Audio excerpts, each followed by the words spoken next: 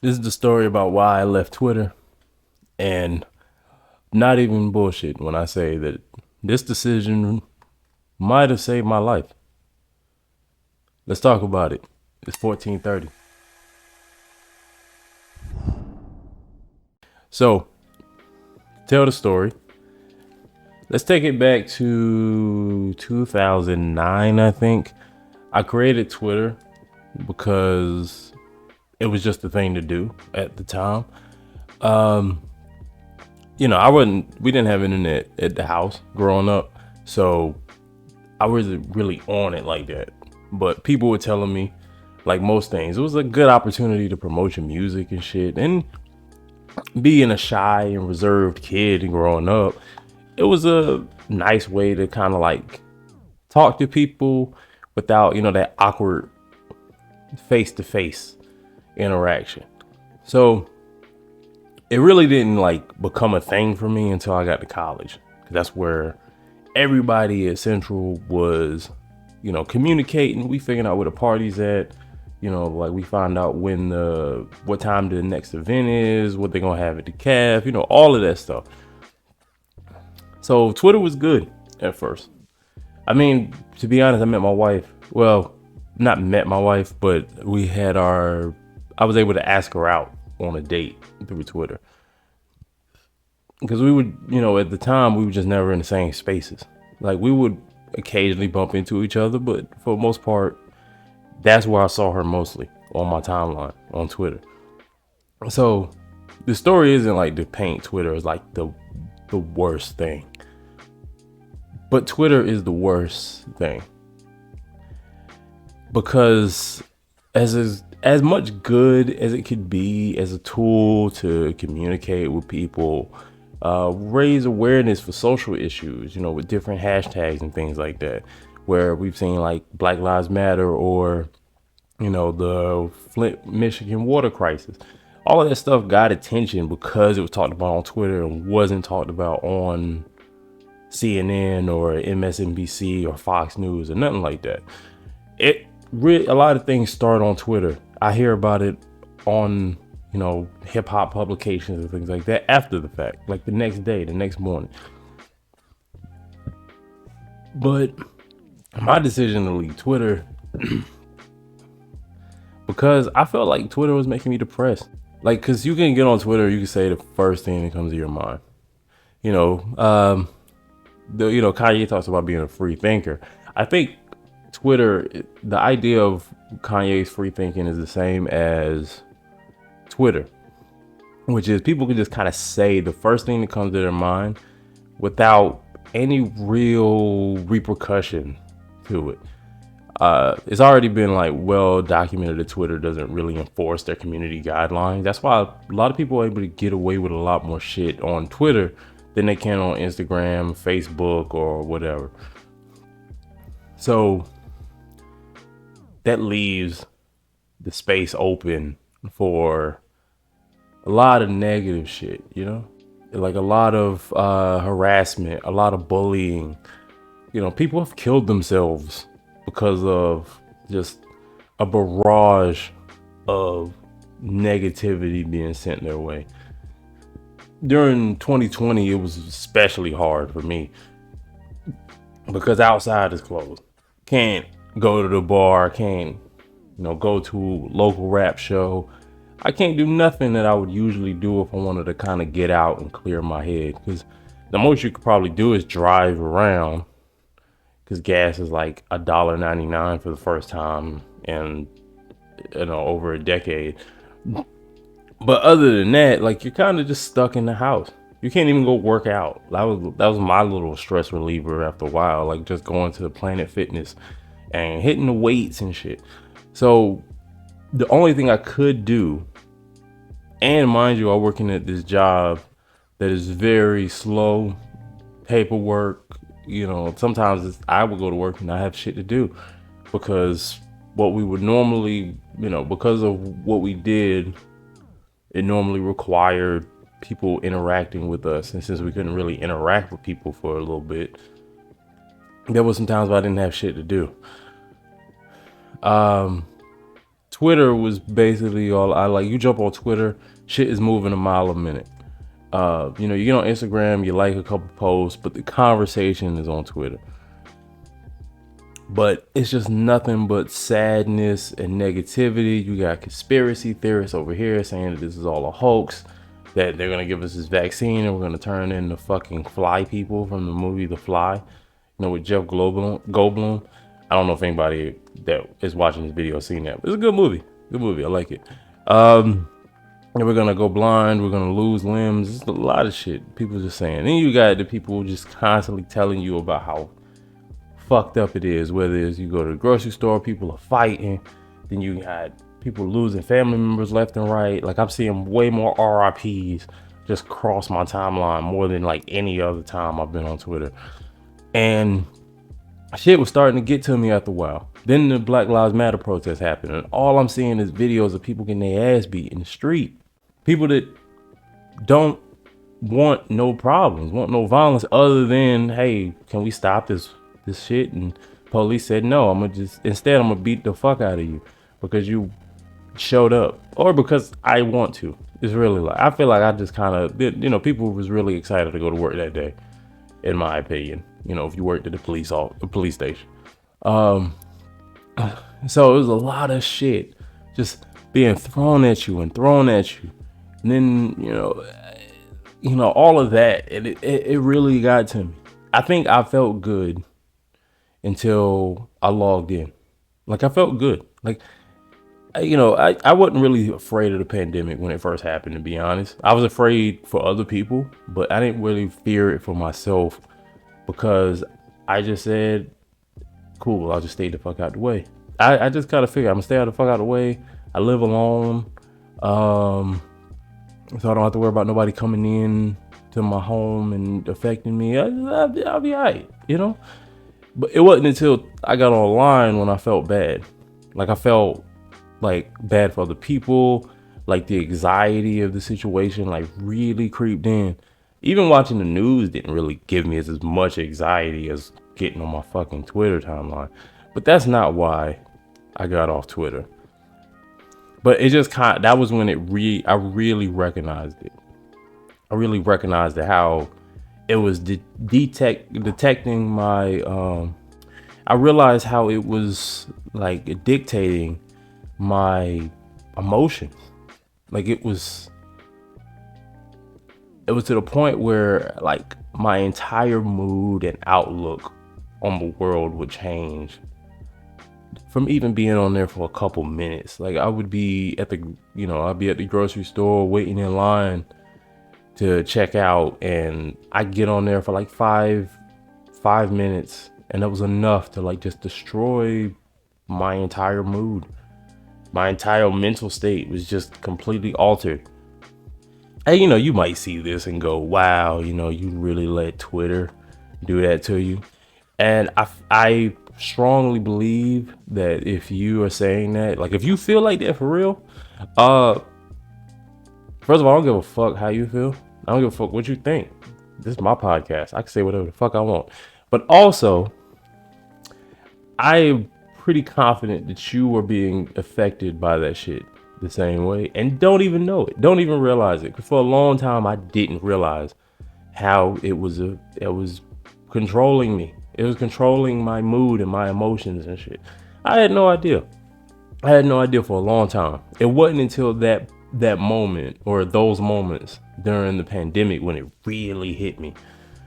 But the reason why, like, I got off Twitter, because as I'm processing how I'm just coming to this realization and really reflecting back on how Twitter affected me, I thought about it and how it had been affecting me even before this point, before 2020. And I was really coming to terms with that. So, kind of to expose myself. Twitter was that place I looked at as I could get on here just because, like I said, they don't really, clamp down on their community guidelines like other platforms do. So I thought it was my little safe space to say whatever I want, do whatever I want. It was the even if I know people do this. People do this all the time. But it was a lot of people. It was my place to just kind of get shit off my chest, and I didn't. I felt like I was talking to myself, so I didn't really feel like it was gonna turn into anything. I could just talk my shit, like this podcast. I'm a little bit more mature than I was, back in 2009, 10, 11, whenever, before my mindset on this kind of altered. But that was just kind of where I would go to just vent off, talk shit about whoever, whatever, and just be as raw and unfiltered as possible. And I realized that I kind of spoke into that void, and it didn't go away. It didn't go away. Like, we've seen it, like people like Kevin Hart and like people who made like crash jokes about certain communities, certain topics, made fun of people dying and shit like that. And that shit always comes back. That shit always comes back to fuck with you. But in this particular case, it was not, I didn't say nothing crazy like that. Like, I was still respectful, just because even as much as I was just kind of like just saying whatever the fuck I wanted to say, like, I really didn't say it with just mindless abandonment. Like, I was feeling some type of way and I was ready to stand on it, even if it could be in a situation where I was presented with some new evidence to say. Like, I might change my tune a little bit, maybe, just because, oh, okay, I see it that way, and I've kind of reacted a little too soon. That would be the only thing that I could say that I was guilty, that I could remember. The Twitter account doesn't exist anymore, so it's hard for me to really go back and say. But it'd be like, that was just my place to get off, and I feel like a lot of people feel that way. And then you get to a point where eventually it does come back. Even sometimes it's not what you say, but it's just when you look at it and you go, wow, I basically got attacked the same way I used to attack people. Even if in a situation where I didn't agree with them, or I didn't, like something that was happening, I still shouldn't have came at them in that way, celebrity or whoever. So this was like 2014. This is when I really like feel, because I've dealt with depression. I deal with depression, not even dealt, like I deal with depression. But I feel like it really affected me when this incident happened in 2014. So 2014 happens, it's like my second to last year at Central. And there was a hashtag, like the upperclassmen want to give advice to the incoming classmen, the freshmen that's coming in, right? And, I thought I'd just be funny. I ain't having, everybody had already kind of taken all the good shit, make sure you don't have any early morning classes, or, make sure that you stay on top of them online, them Blackboard assignments and online classes and shit, or because it real creep up on you. People already was talking about this shit, so I thought I'd just be funny. Send a real quick tweet before class and go, just know I'm the best rapper on campus. Now, people knew I was rapping, but it didn't feel like I was a particularly popular rapper. I'll admit that. I'll get on my podcast and admit that. Like, I had my people that rock with me. I had people that really like supported me and shit like that. But I wasn't like that nigga when it came to rapping. Just to be honest, I had the skills.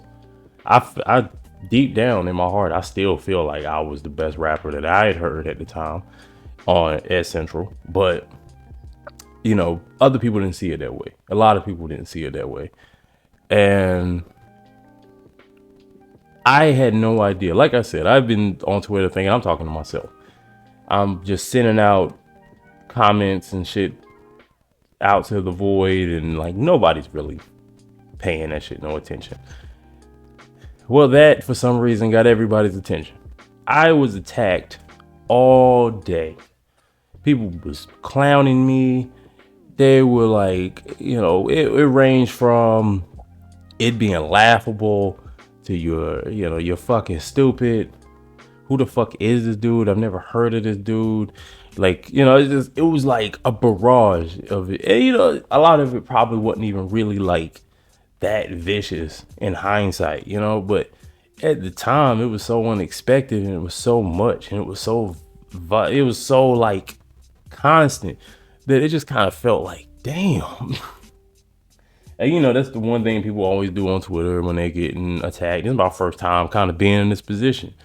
And, I decided to try to defend myself and fight back. But, that was before I learned that shit just kind of makes it worse. That shit just makes it even more of a thing. And, now, being older and realizing that I could have used that to fuel my profile or whatever. Like, oh, okay, I could be public enemy number one, and like that'll just be my thing, or whatever. Public enemy number one in the hip hop sphere or whatever, right? But at the time, it just really fucked with me, because like I said, I'd been talking to the void. Even my music, I felt like my music was in the void. I didn't know how to promote myself at the time. I didn't know how to market myself, really like put myself in a position to like get in front of that audience and shit like that.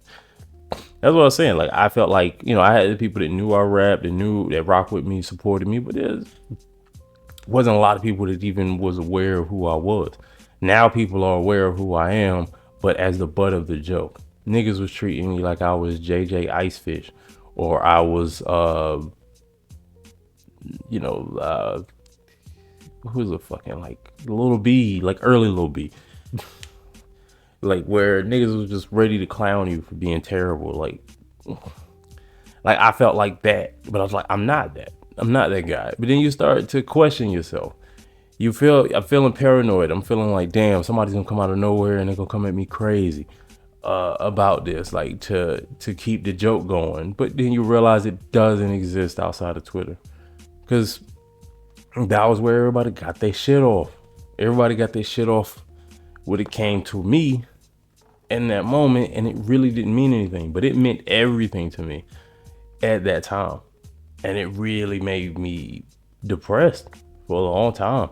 I went from being excited for the school year to, I just want to get my fucking degree and go. I'm ready to go. I was even thinking by early 2015, this is like August, late August, early September, I don't know when this happened. In 2014, by early 2015, I was thinking about retirement. My Life in a Day EP that I put out on SoundCloud was like my first of a couple retirement projects and shit.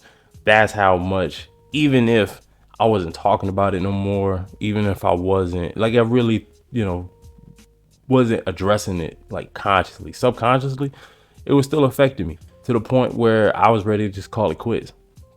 Luckily, that project was so well received. The songs like Wrote a Love Song is on there, and people that was so well received. I felt confident going into, graduation. So yeah, that was my last year actually when this happened. So it wasn't my second to last year. I don't know. We'll leave that in. This is just me talking. But yeah, it was that was like the first time I realized, like, in hindsight, how much, and it would have only existed because of Twitter. And it's been a few incidences like that. Like, now I handle shit like that better, but the fact that it still affects me even a little bit, like, I realize that it's not immature for Twitter to fuck with you, because it's not just a platform. Like, it's just not just a bunch of random messages. It's a bunch of nobodies, yeah, but it's still a bunch of nobodies targeting you. Like, think about a war between two countries. I don't know the opposing. I don't know the soldiers personally that are on the opposing, opposing side, but they still aiming for my head. I am fully aware that they're aiming for my head, even if I don't know the names and the faces, and I don't know, who they are and where they come from and their backstory. I know that they're aiming for my head. And that's just kind of how it feels when you get this barrage of shit at you. And I'm guilty of it. Even after that, I'm still guilty of it. Mostly when I don't care how they feel. And that's probably how they felt about me. I didn't care. You're a dickhead, you're an asshole, you talking crazy about black folks, talking crazy about women, you a rape apologist. I don't know. It's just something that make me go, I don't give a fuck how you feel after that. But being on the other side of it, yeah, it fucks with you. It fucks with you. And then I realized that I never really had the same relationship with that platform again after that. I was afraid to promote my music, even though people say that's a great platform. I didn't have no growth on that platform. That's another part of it too. Like I hold on to social media. I always say, like, if it wasn't for music, if it wasn't for this podcast, I would have gotten rid of social media a long time ago. If I ever decided to retire from everything and just shut everything down, like, that would be the day I disappear off of all of that shit. Like, I got my wife, I got my son. I don't need to meet anybody else. I got the friends that I'm friends with, the people I rock with. They got my phone number. Everybody else, I would just completely fucking vanish. But they tell you have to have these platforms, because you got to be visible. You got to be everywhere so everybody can find you. But then you realize you don't want everybody to find you, because sometimes you don't. I mean, not sometimes, but you don't know these people's intentions when they find you. Sometimes people find you just to hate on you. Some people find you just to attack you. I hear stories about people committing suicide more from what happens on Twitter than anywhere else. I hear stories about people, maybe not suicide, but self-harm, going into deep depressions, because now you have people, with cancel culture, and it's not a thing. I know cancel culture is kind of like that annoying thing that people bring up sometimes, but that only really exists on Twitter. People will talk shit on Instagram, but it's mostly people just posting videos posting photos and videos or whatever, and to ogle at what you're doing in your life. Facebook is for your aunties and your grandma, and keeping up with family, keeping up with people you went to high school with, you went to college with, but it ain't really what Twitter is. Twitter is a cesspool. It is a minefield that fucks with you on every level. Like, it's that little voice in the back of your head when you really talking shit, like somebody cut you off in traffic, or your boss is being a dick, or I don't know, the person at the drive-thru was extra rude, and you just go on this elongated tirade in your mind, in your car, to your friends, to your loved ones, but it never reaches outside of that. But now it's you taking that energy and putting it out to the rest of the world. And I just could not take that shit in anymore. So, like, earlier this year, when I found out, well, late last year, it all started when I found out I was going to be a father. And I saw how that platform affected me. And I just couldn't let my son have to deal with me after I've ingested all of that negative shit. I decided, like, because we were already going through a lot of stress. There's a lot of, like I said in the last episode, a lot of changes. A lot of shit was different. A lot of things were happening, and it was already affecting my mood. And I just couldn't let this platform do that no more. So I made the decision, like, like late February, that I was going to delete it. I was going to delete Twitter. It was going to be sometime after the anniversary of God Made a Monster. Because I wanted to still like post a little bit on there about that and then cut it off. So maybe like the last day of March, I deleted it.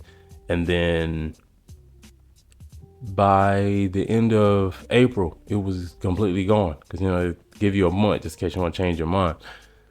And I could just say that I feel so much better. Like things will happen. And I remember I still had that urge to like quickly go, either to look or comment or whatever on, you know, something crazy done happen, or Kendrick's album just dropped like in May and I wanted to have some shit to say about it, you know, give my thoughts, give my opinions. And I was like, I had that urge to grab my phone, but then after a while it just slowly started to dissipate. And then you hear about shit now and you just don't care. Like, I feel like my thoughts are mine again. Because that was another thing about Twitter. It was influencing how I saw the world. Because, you know, you see, a lot of people thinking the same way you think. A lot of people feeling, kind of like validating your opinion. And because it's, because you're in this echo chamber, even though you think you're connecting with the rest of the world, you're really in this echo chamber because you're only following and commenting and, dealing with people that agree with you, unless you are, you end up crossing the divide and you dealing with somebody that's on the complete opposite side. And then now y'all going to war. But, for the most part, you're just talking to people. You're preaching to the choir, basically. People, they already know the gospel of what you're talking about. So you're not changing anything. That's what I'm saying. Like, there's been some benefit to it, but for the most part, all it does is create a bigger divide, because now we have people that just don't agree with the shit you got to say, and they'll run to their millions of followers and will, just get hyped up and validated. I feel like there was always that type of environment. Like, we all hang out, obviously, with people that we agree with. But now you have it by the millions or the thousands or even the hundreds. It's definitely bigger than if it was just your local group of friends, or the bar that you hang out with, or I don't know, maybe a book club. I don't fucking know. Basically it was, you only had like maybe 20 people tops that you would deal with. Now you're dealing with 20,000 people that you deal with. They're all speaking the same shit you speaking. Think about how that shit elevates, even when it's complete bullshit. I mean, we got flat earthers, we got neo-Nazis, we got, conspiracy theorists, people that don't have any type of qualifications or, any type of evidence to support any of the shit they believe in. They can find thousands of people, sometimes tens to hundreds of thousands of people that believe the same shit they believe. And that alone gives it enough credence to where we're having like debates on things that have been proven to be false, like years, decades, centuries ago. We're having those conversations now like they actually hold weight on anything other than it's not fucking true. And I was just tired of being in that conversation. I was tired of this false narrative that I was giving back in some way, or like being part of a bigger conversation, because it's all bullshit at the end of the day. We got celebrities that galvanize their fan bases that to attack people that just don't like what they do, even in cases where it's completely fucking valid, or maybe not, but it's still their opinion, and they're being barraged with negativity for fucking days and weeks. I think about Talib Kweli and that old incident when he was attacking that woman for forever. I don't even fucking remember how long, but it was so fucking terrible. Like, Twitter has taken some of the people that I used to look up to, and they get on that platform and show they ass. And on one hand, hey, maybe it was better that I got to see who they really were. So I'm not blindly following them into whatever other bullshit they decide to pull out of their ass later. But then maybe it was better to not see that, because now it makes me, as a person who might have grew up on their music or their art or their content, or just the messages they put out, and now I'm questioning whether or not the stuff that I got out of them had any type of validity. And it really puts you in a weird headspace. It sounds crazy when you're somebody that's talking about like Talib or Kanye or whoever, like those, just you think about those people who really like affected you, like somebody on the outside looking in, like I wasn't a fan of such and such, so what the fuck does that mean?